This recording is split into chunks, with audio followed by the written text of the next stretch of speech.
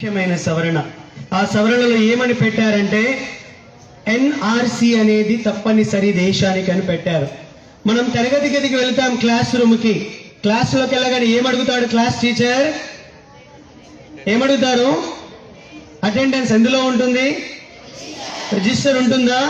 ఒక తరగతి గదికి అటెండెన్స్ రిజిస్టర్ ఎలా ఉంటుందో, ఎవడు నా క్లాస్ వాడు, ఎవడు నా క్లాస్ వాడు కాదో క్లాస్ టీచర్కి తెలిసినట్టుగా ఒక ఉపాధి హామీ ఫీల్డ్కి వెళ్ళినప్పుడు ఎవడు ఈ రోజు కూలీకి వచ్చాడు, ఎవరు రాలేదు అనేది ఉంటుందో, ఒక పోలీస్ స్టేషన్లో తన సిబ్బందికి అటెండెన్స్ రిజిస్టర్ ఉన్నట్టుగా ఈ దేశానికి అటెండెన్స్ రిజిస్టర్ ఉంటే తప్పేంటి?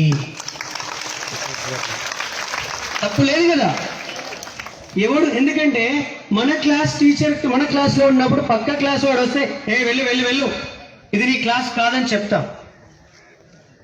అలాంటిది కేంద్ర ప్రభుత్వం గతంలో యూపీఏ మన్మోహన్ సింగ్ గారి ప్రభుత్వం 2005లో ఇచ్చినటువంటి నివేదికలో ఈ దేశంలో 1,20,00,000 మంది అక్రమంగా బంగ్లాదేశ్ నుంచి చొరబడ్డారని అధికారికంగా ప్రకటించింది.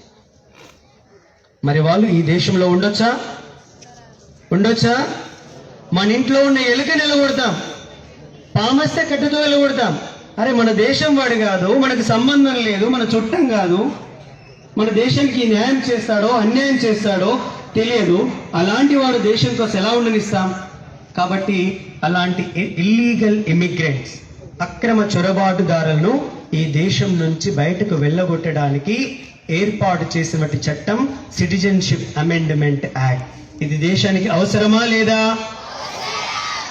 క్లాస్కి అటెండెన్స్ రిజిస్టర్ అవసరం, దేశానికి ఎన్ఆర్సి అవసరం.